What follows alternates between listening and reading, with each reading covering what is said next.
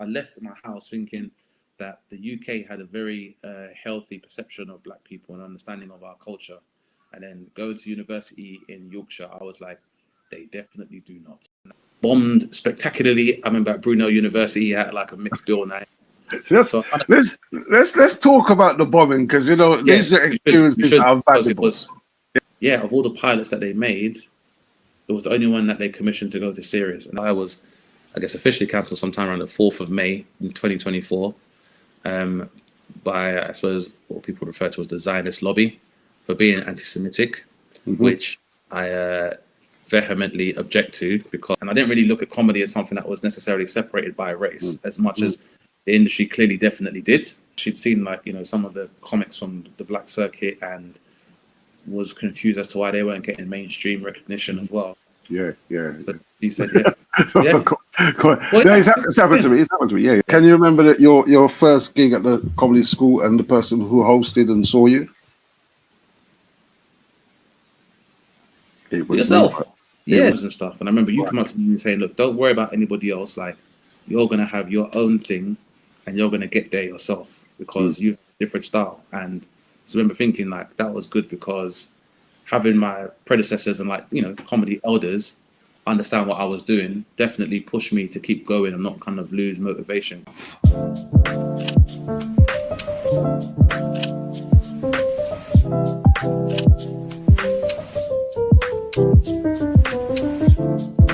Ladies and gentlemen, please welcome to another edition of the Behind the Funny. And on this week, we have Dane Baptiste, the wonderful, incredible Dane Baptiste. And he's here to share his story about how he began, where he's going, and what he's done in between. Oh, I can't wait for this night. I've been waiting to get this guy on for ages. He's so busy, all right? But we finally got him here. Welcome, Dane Baptiste. How you doing, sir? How you doing, my man?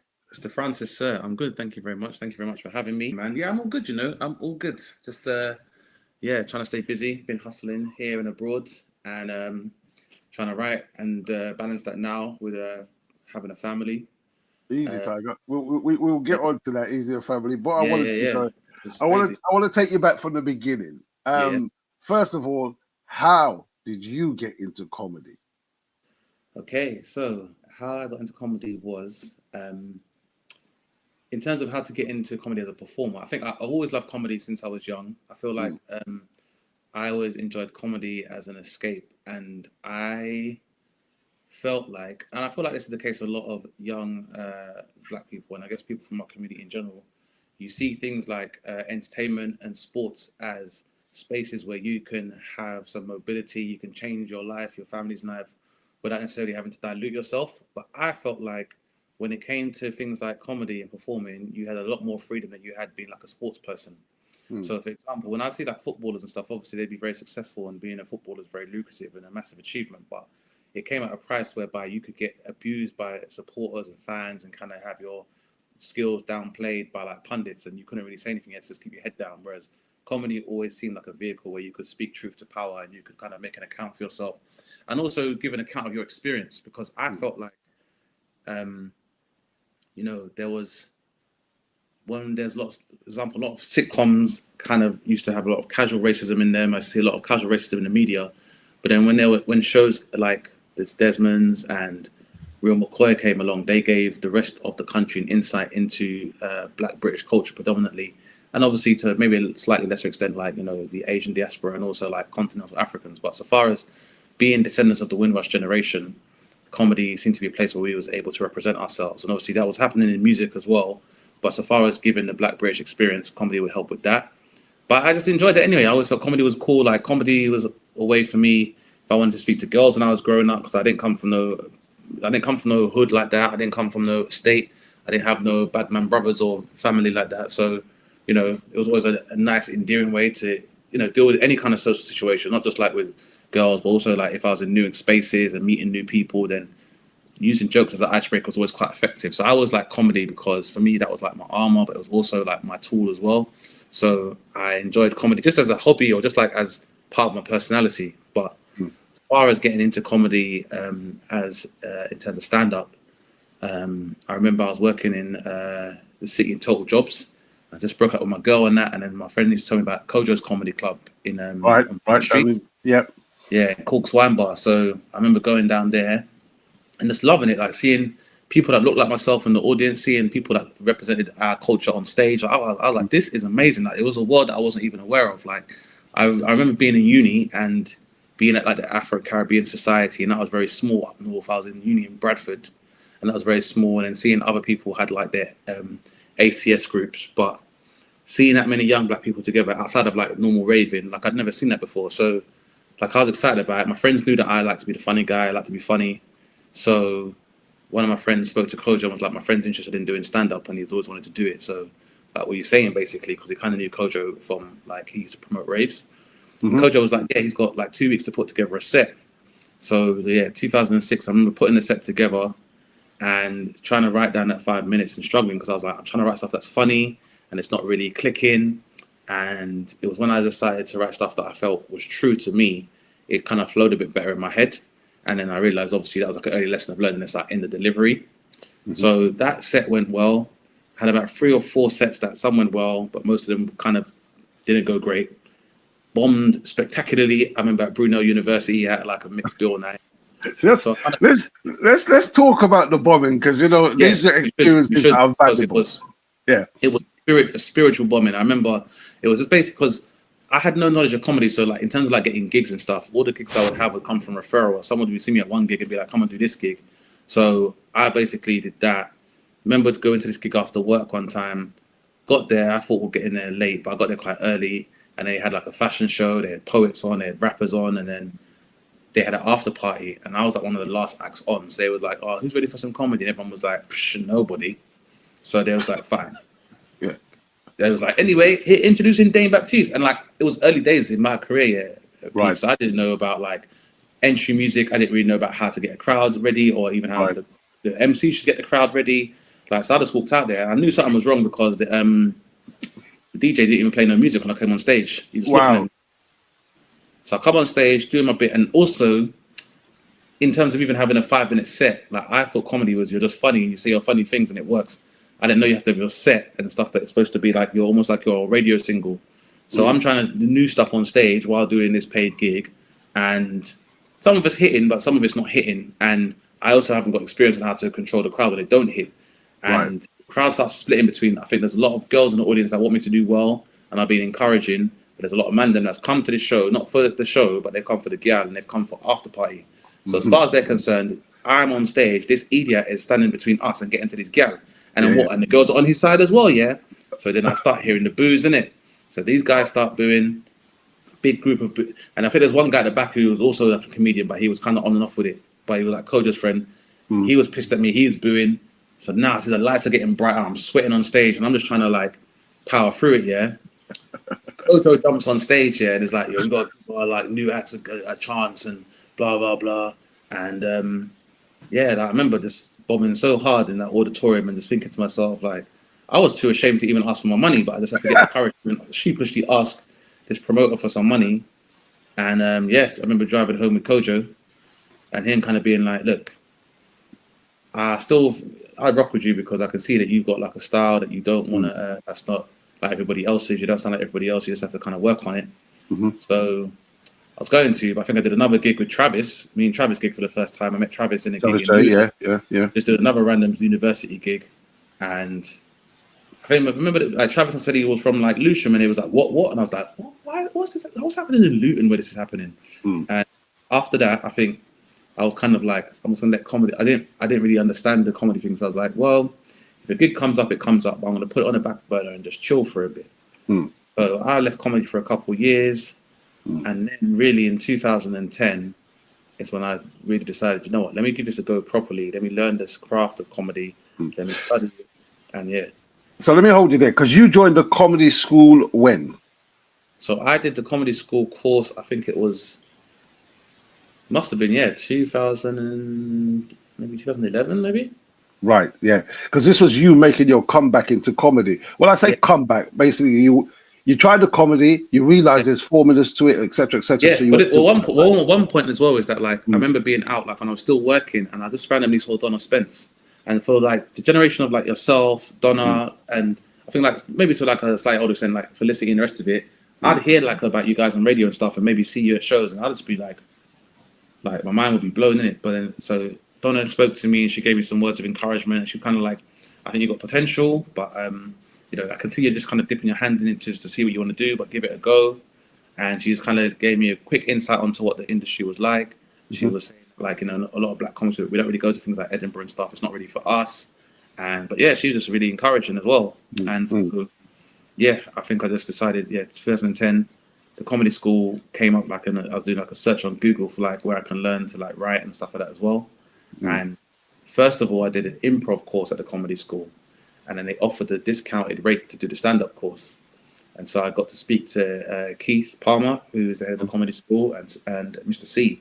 Mhm. So they were asking me about how I feel about comedy and stuff, and they were just like, look, if you're not going to take it seriously, then there's no point in wasting your money and our time. Mm. How often you gigging? And I was like, well, I haven't really gigged for a couple of days. It was like, it doesn't really sound like you're that serious. So here's a good place to start properly. Right. And yeah, it was a great place. And Right. Can you started, remember? Can you remember that your first gig at the comedy school and the person who hosted and saw you? It was me. yourself. It was Yes, me. exactly. I But was the first one. I had another story. I had another story about you. But yeah, I remember you. Yeah, and Yeah. that set went well, man. I remember. Yeah. I thought it went really well. But yeah, Yeah. probably one of the best. Like in terms of like when I started out, probably one of the best gigs I did. And I tell that even now, like sometimes I'll go to the comedy school and like do some courses and like talk to the students there and say as well that it's set up to make it the nicest gig ever, which you definitely did. Hmm. But Hmm. yeah, again, but your I, name was heard on radio first before I ever met you. okay, that's Yeah, that's a good thing, isn't it? I suppose. yeah, definitely. But I remember you. Your name's on radio. To me, you're famous. So I Yeah. was like, oh. I remember that first gig, and I remember speaking to you after, saying, "My God, brother," because you stood out amongst. There was about, I don't know how many. It was about 15. I don't know. Yeah, There was a about load. There was 15. a load of you, and you definitely stood out. And I said, "This guy has got some serious potential." And the fact that you stood out, because I knew from the beginning you was different. Yeah, Your style was different. You was different, and I couldn't put you. You know, sometimes they get comedians or you get individuals, and you put them in a bracket or put them in a certain place. There yeah, was no place for you. You was just you. Yeah. yeah, And I said, my God, this guy's different. And that's where it went on from there. yeah. So you went on from the comedy school, right? Yeah. Because I Oh, wanted to go tell on. the You other got story something to say. I Go, want to say go. that. No, so I want to say the other story as well because from the comedy school, Mm. kind of knocking around doing open mic gigs, and that is kind of how I learned that there was a two separate circuits. Because obviously Yeah. I just took gigs as they came, so I wasn't aware that there was like a black urban circuit and there was like I guess a mainstream circuit, which is more playing white rooms rather than it is mainstream. Because I would say Yeah. mainstream is more when you're doing TV and Live at the Apollo and the rest of it when you're in the mainstream. But Mm. you play white rooms, you play like black rooms, and so I was kind of just doing them both, just trying to work out what I want to do because I wanted, as far as I was concerned, it was all gigs, and I didn't really look at comedy as something that was necessarily separated by race Mm. as much Mm. as the industry clearly definitely did. Yeah. And this is why I guess Donna was like saying that going to Edinburgh wasn't really something for ourselves, and I kind of resented that idea, not because she said it, but I was like, but all these people that I've seen on the black circuit and these comics, to me, they're superstars, and so I grew up listening to Cat B and Richard Blackwood on the radio, hearing your name on the show, hearing Felicity Ethnic on the show, and hearing Wayne Dibby Rollins on shows Yeah. as well. So Yeah. Yeah. to me, these were like titans of comedy, and Mm. I'd be like, I want to be at least like them and do like Catford Broadway and all the rest of it. Like, and sometimes I'd meet like white people I work with and say I'm into comedy, and they wouldn't even heard of these people, and I'd be like, you never heard of like Wayne Dibby Rollins? You never heard of Yeah. like? And then some people might know Richard Blackwood. So Yeah. then I remember meeting with a promoter called Darren Watson who did LOL comedy. Yes. It I know was that. Mr. C's cousin, Cousin. Hmm. and he was running a show at Dingwalls in Camden, Hmm. which was also Jonglers at the time. That's And I right. just went Yeah. there to watch the first time because I wanted to see what it's like. And then he saw me there and was like, "Oh, so what are you up to?" I was like, "I want to do comedy. I'm trying to get into it." So he's like, "Yeah, I'll put you on." And he put me on in Reading. Okay. There was Okay. me, Axel, Ori, and yourself. Okay. It's funny because I remember you saying because the show went okay, like Reading it was decent, but again, like I said, I was still kind of green, and I guess it took a while. And even now, on reflection, I know that it took a while for people to get used to my style because, like you said, there Hmm. wasn't really a label for me or like Mm. like other comics, so a lot of people weren't necessarily sure how to take me because I kind of would use a lot more deadpan, a bit more low energy than people were used to on the black circuit or the urban circuit, Yeah. Yeah. and obviously I guess for mainstream comics, they also weren't used to someone that sounded like me. But what I remember is like, I think seeing Ori and Axel and kind of they were interacting with the audience afterwards and like doing their kind of networking thing. And I remember you came up to me and you were like, just because obviously I was like, wow, these guys seem to have it all figured out because they're chatting to the girls in the crowd and they are very comfortable on stage and the rest of it. I'm still like dealing with nerves and stuff. And I remember you come up to me and saying, look, don't worry about anybody else. Like, you're gonna have your own thing and you're gonna get there yourself because you have a different style. And so I remember thinking like that was good because having my predecessors and like, you know, comedy elders understand what I was doing definitely pushed me to keep going and not kind of lose motivation. Because some of those gigs as I went on, some gigs were harder than others. And I think some people are like hesitant to say they bombed at lots of gigs. But for me, I know I struggled a lot of times at gigs. Right. Like, but it's made you into a better person. Yeah, absolutely. Absolutely. Right. It's definitely made me, and I mean, I feel like, especially bombing on the black circuit, that's because black people will let you know you're not funny. And so I had that experience a few times. Not enough to say that, right, am I even that funny? But enough that, like I said, it made me a bit more, like, had a thicker skin. And also it meant that, like, pushed me to get better, really, and just write harder and just perform better. And I think the main takeaway from having that experience is that, like, I think I've had to experience those lows enough that, you know, a lot of people comment nowadays that they always say, dang, you always seem so cool and relaxed on stage. And it's because I've seen how bad it can get fully. There you go. And I actually think there's a lot of comedians I've worked with who are scared to talk about certain things because they're scared of that reaction from the crowd. Whereas I never wanted to be somebody who dumbed myself down for a black or urban audience because I don't want to disrespect my audience. And I feel like these are things that people understand when they're outside of the club mentality. And I wanted to talk about things that hadn't been spoken about in that way before. Because I feel like, first of all, the previous generation of comedians had done that and done that quite well. So there's no point in me just mimicking them and just, you know, doing a special piece set, but just replacing a ragga reference with a dancehall reference, you know what I mean? Or replacing like a Click reference for an Averex reference. I wanted to do something different, but still like play homage to what I'd seen before.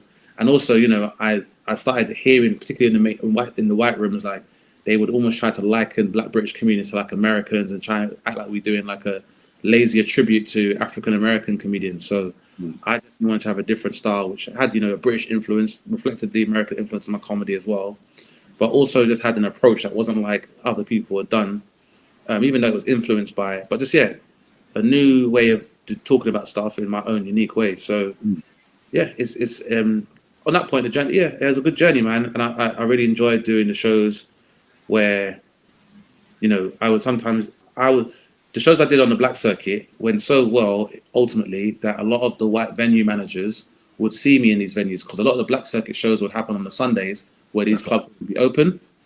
So what would happen is by doing Jongleurs and Highlight and doing like a Comedy Store in Manchester, the venue manager would see me there and then book me for the, I guess, more mainstream nights on the Fridays and Saturdays.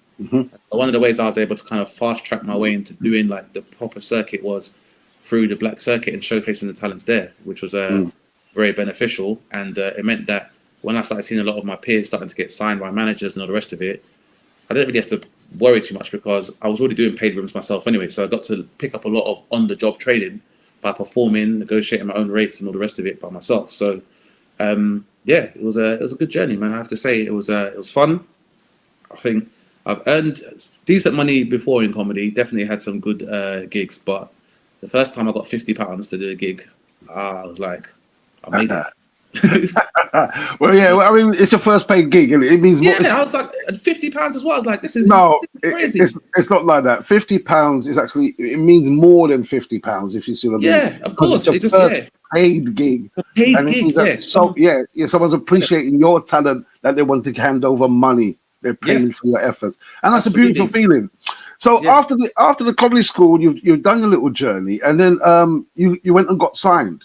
You actually got signed, did you? Yeah. So I got signed, and again, it was a very unique story in that I used to play at a club called Up the Creek in Greenwich, and they used to have a night called One to Watch, which was like today's they call it the Blackout now, but it's basically like a gong show where you had to kind of get through the heat to get into a final, and the club owner's daughter used to run that night, and she would sit on the door and just look at the comedians that came in and make a note of their name, and I would do the show, and I would always get through, but I would never get through to the final, and always be like runner up. Right. And her husband one day was like, "You keep being runner up, so why don't we just give you a professional night, or like an open spot on a professional night. So it'd be like 10 minutes, still a paid spot, be like 10 minutes on a Friday, and see how you do. And it went really well. And then like for like a good 18 months, I would be doing Up the Creek and doing that open spot. And in some instances where somebody might not turn up or they'd be running late, I would be able to do like 15 or 20. And so I was building my skills then in the same place. And as I said, I was still doing a few paid spots and had kind of like things that were quite decent, but just no interest from industry. And what would happen is at that gig, industry would be invited down to look at up and coming acts, and they would sign them and the rest of it. So I'd see people that I'd be gigging with starting to get signed, and I wasn't having any interest, despite the fact that like I did this with the Leicester Square Soho Theatre, like Leicester Square Act of the Year kind of thing. Okay. Oh yeah. Got into the final of that. Did another competition called the Max Turner Prize. Got into the final of that. I did a Muse Moose. I got into the final of that, and was getting through all these things and just still not getting any traction. So I was like, well, I'm getting paid work and I'm booking it myself. One person approached me and they spoke about like taking a percentage of like the gigs, but the gigs I already had myself, they also wanted a percentage of that. And I remember speaking to the guys at Up the Creek and being like, I don't really feel that as a contract. And they was like, yeah, people shouldn't be taking your money for stuff you book yourself. And I was like, well, that energy I do respect. So initially I went to them and was like, so I'm doing these clubs and that's all good. But if someone does come around or I get a TV spot or someone asks me about something, like a voiceover or anything like that, like I'll give you your commission if you negotiate that contract. Because at the time, Polly was a producer at Princess Productions, and she'd working with some other comics before and stuff, but she was like doing it like in terms of in the club, and they were getting picked up, and I wasn't. So I just said to her, look, you can do that kind of managerial thing for me part time or whatever, just as and when. And she was also saying like she'd seen like, you know, some of the comics from the black circuit and was confused as to why they weren't getting mainstream recognition as well. Yeah. So she said, yeah. Go on. Well, no, it's happened to me. It's happened to me. Yeah. Go on. Well, it's a whole generation really. That's how I saw it, because like you know you'd been over, you had your experiences of being overlooked. C had said something similar. Donna Spencer said something. I know Quincy had gone to Edinburgh before, as had Slim. So you know, it seemed like for the black circuit, the best you could do in terms of representation is that everyone was with like G Star, and Sarah was kind of managing like Richard Blackwood and stuff like that. And then I think Little Man shit. Remember Lee Vassell? Little Man. Yeah. It was super funny. And I just remember saying, look, you can just do this on an ad hoc basis. And then she came to me and was like, look, I've quit my job as a producer, a junior producer. And if you're serious about this thing, I want to manage you full time. And maybe we can change how comedy works in the UK. And I was like, yeah. And that's how I ended up getting signed, because it worked out for me, because then I had an agent who understood what I wanted to do in comedy and what kind of voice I wanted to have. And I didn't want to be like the comics I saw that were already being signed, and we definitely had a different voice. So I needed somebody that understood my voice and where I came from and what I wanted to do. And So then what is your voice? Good question.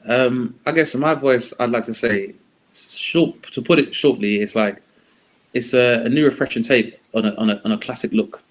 So the new classic. So I feel like I'm influenced by my predecessors and people like Chappelle and Chris Rock and Bill Burr are all massive influences on me.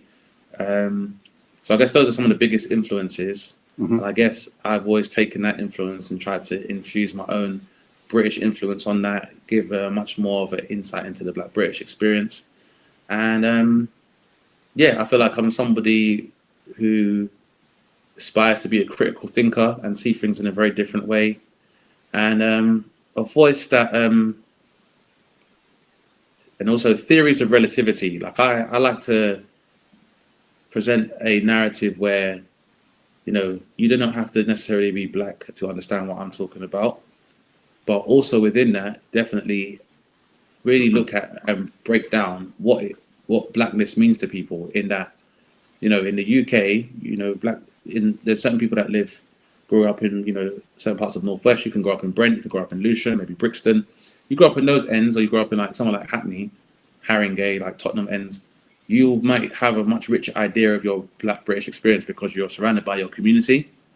And we as Caribbeans as well, we might have family in places like Bedford or Watford or Manchester or Leeds as well. So we kind of have that experience. Whereas there's a lot of people who live in the UK who would say they are black, or maybe they have black ancestry or heritage, But they live in Scotland. yeah, exactly. But don't necessarily have that experience. Right. You know what I mean? So not everyone knows where to get hair. When I was growing up, not everyone has a place where they can go and get hair or go and get food or get like cocoa butter. But I didn't want to have a style of comedy which excluded those people. Right. So that was kind of the approach as well. But I think a large thing that informed my comedy voice and my style is that like I went to uni in Bradford in West Yorkshire, and this was like early 2000s. And for me, this was happening at a time where like garage music was getting very big. So I left my house thinking that the UK had a very healthy perception of black people and understanding of our culture. And then going to university in Yorkshire, I was like, they definitely do not. Eye opener. Yeah, it was eye opener for me. It was crazy, and you know what? It's helpful as well, because it's also helpful because when I've experienced trials and difficulty within the industry, elders like yourself, the Curtis Walkers, the Cat B's, the Jeff Schumans, the Weller Gideons, like I said, Donna Spence. These are the people that spoke to me about their experiences and helped me to get an understanding. And also it meant that just because I was getting opportunities, I wouldn't turn up my nose at getting advice from people just because I think, oh, well, Pete's not as famous as I am. He hasn't done this show. What he hasn't got to say is relevant. The wisdom of experience, you can't put a price on it. So I've always kind of looked to those elders for guidance, because it's always very helpful when people are dropping jewels and stuff. And I learned that because I could have lived in London and had a very, very naive idea of what the rest of the country was like.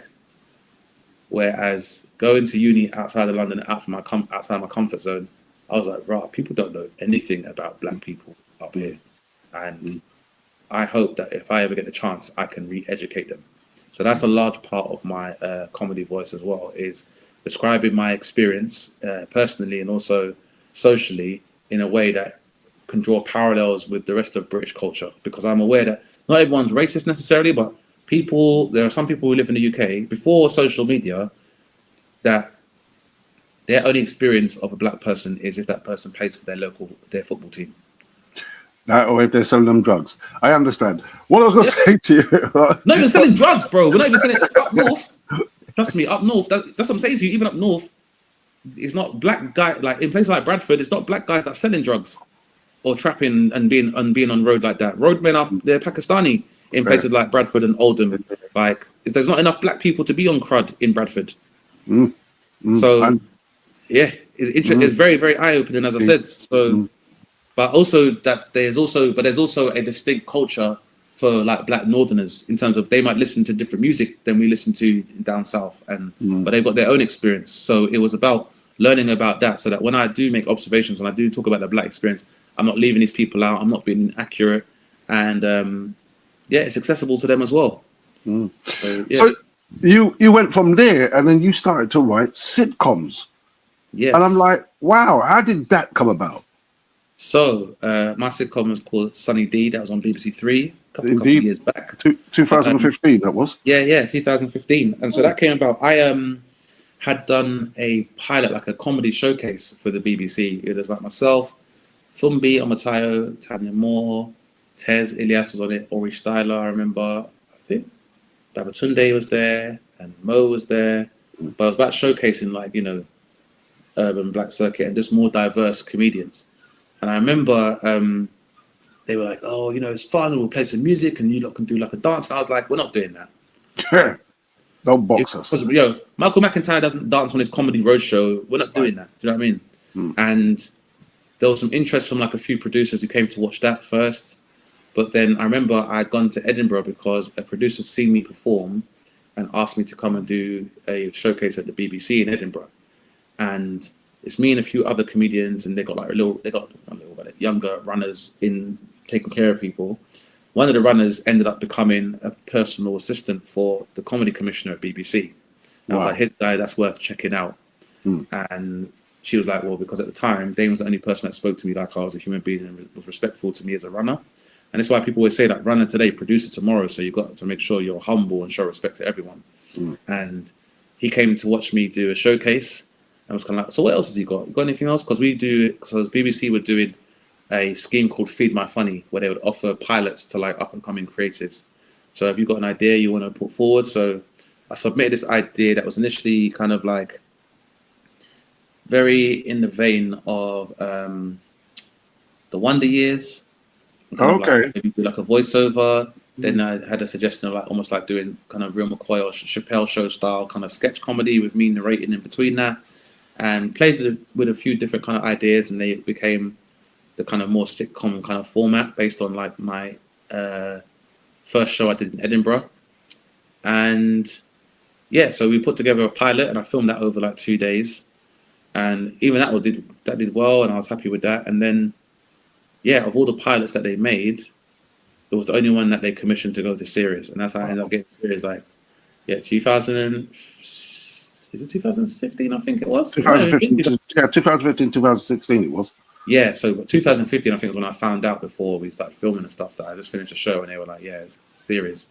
So, yeah, that's how it kind of came about. Was just like built up from developing the relationships first with like BBC and development in that respect, and then that went up to. Then I remember before that did a showcase. So Sean Walsh had a comedy showcase in Edinburgh, where like myself, another comedian called John Kearns, who I think got nominated that year for best show, and then Marlon Davis was on it as well, and that's kind of also I got in front of a few like BBC execs and stuff as well. But yeah, it was just performing and showing out, and just being in the right place at the right time, and then luckily, as I say, luck is opportunity made preparation. So I had a script prepared when the opportunity came, and was able to go. That's good. So where is it for you now? Which one did you enjoy the most? Do you like writing scripts? Are there more plays in or plays? I said plays, more sketches, more things in the pipeline? Well, no, you're right. Plays can work as well. I'm pretty open, because the thing about writing a sitcom is that it wasn't something I had my design set on. I was just trying to get comedy to work for me. So have the opportunity, you can't turn it down, because it's a great opportunity. Who gets to say they have their own TV show? So I definitely want to take that opportunity. But a lot of it involved a lot of on-the-job training. Like I had to learn how to write scripts and character bios and story arcs and episode arcs and series overviews, all on-the-job training, and then also learn how the whole thing works when you're filming, because you're writing stuff that you want to be funny, but people aren't reacting to it initially, which can throw you off, because you're used to getting good feedback. But obviously, luckily, I bombed in Brunel that time, so I'm used to silence. But yeah, used to it being real hard. But yeah, just learning even just how the whole process of putting together a sitcom works, and getting more insight into that. So it was all a very rich experience, but stuff I just had to pick up quite quickly. But I've been able to learn a lot very quickly from that. And then I went on to do another pilot for the show Bamus, which is a bit more entertainment based. But for me now, I'd like to, I keep it quite open. I think for the last couple of years, I was worried a lot about like what I wanted to do next and how that would be perceived and what opportunities came. And I think now I'm probably in a space now where it's like, you can't really think about that. You've just got to do what you want to do and nurture the people that support you. And I think for me, comedy, I suppose as an art form, is about expression and getting to be myself and be free and say what I want to say, and think how I want to think, and also express that for like-minded people. And I think that it's been kind of nice going back into that space and just trying different things. So like I'm doing a lot of shows abroad at the moment, working on new kind of online shows that some I'm doing myself, some I'm doing working with collaborating with others. And yeah, just I guess trying to get in the space now where TV is waning in importance, and there's a lot more short form content. I think the internet plays a much bigger part in media than TV does now. So working out how to navigate that, and doing streams or doing podcasts and just building on that, man. But I'm just open, just trying to travel a lot more, trying to collaborate with other comics, and just enjoy the art form and just kind of like breathe out now and not worry so much about just being on stage. You mentioned controversy. There was a moment of controversy in your career at the moment, which you probably might want to talk or you might not want to talk about it. But what actually happened there, and how have you overcome that and moved on from it?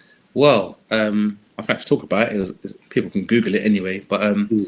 I guess I've experienced cancellation, which I guess is another rite of passage now if you're a celebrity. But essentially, I'd fallen about 2 years before being cancelled last year. So I was, I guess, officially cancelled sometime around the 4th of May in 2024 by, I suppose, what people refer to as the Zionist lobby for being anti-Semitic, which I vehemently object to because I did a podcast with a Jewish producer for 8 years. The first charity gig I ever did was for a Jewish charity. My ex, during the time I was doing Sunny D, who was also an actress in Sunny D, was also Jewish, and I was with her for 4 years, and her ethnicity never came up. So this whole accusation about me being an anti-Semite, I obviously resent it, but this basically was a culmination of a number of issues I had with a contingent of comedians and media, where I, tried to use my platform, particularly to advocate for my community, not just in the UK, but globally. And I'd put up a story about Black Jews being sterilized upon their arrival in Israel, which was published by a Israeli paper. And a lot of people didn't like that. And I think I comedically referred to the fact that, like with most, because we're not white, we're Jewish and blah, blah. And I was like, you say that, but if you brought home a black person, I think your family would remind you how white you are, and they would not accept that. Because that's the observation we all know. That's when someone brings a black person home. In fact, as we know, it's one of Sidney Poitier's breakout films was Guess Who's Coming to Dinner. There you go. I was about to mention that to you. Yeah, you bring home a black person's mad. And again, they didn't like being told this. And so, there's been a lot of people that basically there was a lot of sustained attacks, a lot of subversive behavior, and that kind of crossed the boundary because then I found out people were like trying to monitor my partner's social media and trying to get like pictures of my child and stalking my child for 2 months. And unfortunately, I think I just let it reach a critical mass, got pissed off, issued a warning on my social media to people that were messing with my family. And this somehow became construed as me sending death threats to people and being an anti-Semite.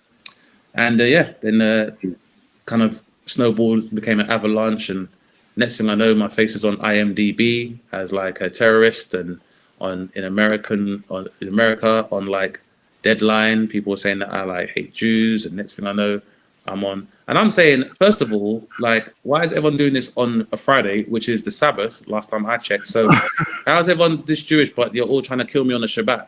Like, why is no one doing Shabbat? Do you know what I mean? But whatever. And also, it's kind of like, you all started beefing me because I was trying to inquire about the welfare of black Jews. So it can't be about me not liking Jews. And most importantly, if I was to say something derogatory towards the Jewish community on a social media platform like Instagram or Facebook, both of these are owned by Meta, and Meta is owned by Mark Zuckerberg. And Mark Zuckerberg will have moderators who, if you say something that is derogatory about the Jewish community, your account will be left suspended, but they will lock it off. They'll lock it off. And that never happened. I didn't receive a warning. I didn't get anything taken down. So they were fine with it. And I guess, that's not to say that the language I used in the warning I issued was not a bit off key, because I can admit, I got a bit South London about it, and I apologized for that. But, I'm normally quite a cool person, but when you mess with my family, obviously that's a button, that's a push that's going to make me see. I found out that a lot more people than I ever anticipated pay attention to all the things I do and say. And, I guess I found out how known I am for all the wrong reasons. But it's like that sometimes. And at the end of the day, I've never hurt a human being. I've never been charged with a violent crime, never been arrested for a violent crime, detained, interviewed, or cautioned. And as much as people want to suggest otherwise, that fact still remains. So I have made a mistake. I'm accountable for that mistake. And, we'll have to rebuild my name anyway. But it happens. And like I said, I think that the real reason that I was cancelled wasn't necessarily to do what I did. It's a lot more to do with my political views.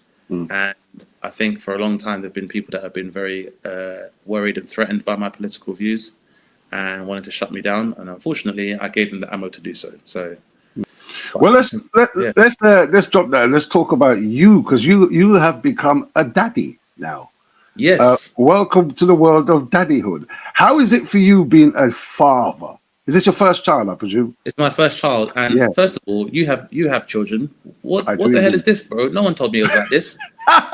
This is madness. You should have come to me for some advice. I would have said, boy. I definitely should have done. I mean, it's wonderful. Fatherhood is wonderful. I'm very blessed and very lucky to have a wonderful child who, for the most part, when she's not up late or teething, she is a joy and an angel from heaven. But it's a lot of work. And shout out to my missus, because obviously I understand being a mother is hard enough, but seeing the work that goes into taking care of a child every day is awe-inspiring. And what do you now want to achieve? Because the path you're on, I've been doing this for the last 2 years. Because I mean, you say I'm well known, but in the UK I'm not. But outside of the UK, I am. Yeah. And which is probably where I'm going to eventually end up anyway, outside of the UK. However, I'm making amends for that now, and I'm trying to, get my foot in the door now, which is, I would talk about that on another day, because this is more about you. Where is it for you right now in terms of comedy, and where do you want to end up? It's a good question. I think I still keep it quite open about where I want to end up. I guess where I want to end up is just having a good fan base of people that support and understand my work, and being able to continue to provide them with good art and content as and when I can. I still want to be able to travel and do the same both here and abroad. And also collaborate with up and coming talent. Like, I'm very comfortable behind the camera now as I'm in front of it. I don't really need to be on the microphone and on stage in order for my art to be realized. So I really enjoy working with other newer acts and helping them write material and stuff as well. And I've collaborated in many different ways now. Like, I wrote alongside a friend to do the Mobos in 2020. I worked with Axel Blake when he won Britain's Got Talent to put together his tour show, quite extensively on that as well. Wrote a lot on that. I've written in done writers' rooms. So I've worked alongside Daniel Taylor, who wrote this new show Borders that's on BBC. I'd worked with him on Time Wasters, which was his previous sitcom. So I mean, all the things that I've experienced in my career, I'd love to do that again, but on a much larger scale, where a lot of those things happened before I was able to have experience and kind of had to learn on the job. But now I've been able to have a bit more experience. I'd love to have these opportunities where I can return to them with a much more educated and more skilled mind. But comedy is still my first love. Like, it's good to take a break from things you care about, just to, because absence is very fonder. And come back stronger. So man, I'm still just down for just realizing my best self through my art, really. Where can people actually find you in terms of social medias, and where your next gig or your next big project? Okay, so I'm on most socials. I'm on Instagram. I'm on TikTok. I'm not on X anymore since my man bought it. But but you can find me on Instagram. You can find me on TikTok. You can find me on YouTube, or just searching for Dane Baptiste, and you can find more content and clips there. I'm also gigging around London and surrounding areas, so just look out for those updates on my website as and when, because I have to kind of be a bit secretive because of. Sorry, one sec. Yeah, I've got to be a little bit secretive nowadays because there are people that do not necessarily want me to be performing. So I have to kind of do it quite secret squirrel, which again adds a bit of excitement to it as being the most dangerous comedian in the UK right now. Brother, that there is a sign of fame. What you've just said. Yeah. If people are out there trying to bring you down, it means that you've made it so far that they're so not scared of you, but they don't want you to go any further because they know you're excelling, and it's a jealousy. They want to try and bring you down. So, brother, just keep going. And I think I've actually told you that before. I've told you this. You have. And to be fair, you haven't been wrong. So I'm just gonna keep grinding, keep working, and building a network myself. And I think that's another big thing I want to do, is experience more independence and have the kind of career I want and be the kind of comic I want to be, rather than what people think I should be. There you go. That's very important for me artistically. And I just want to keep entertaining and enlightening the people. And comedy can bring joy, you can educate, and I want to make sure that my comedy provides all of these things to the audiences that take the time to support me. Absolutely brilliant. Ladies and gentlemen, this has been Dane Baptiste. And for more of this information and more comics that you want to see, please subscribe to Behind the Funny. This has been a fantastic episode. Dane, once again, thank you very much, sir. Thank you for having me, man. It's been a pleasure, man. Good to see you, brother. Thank you.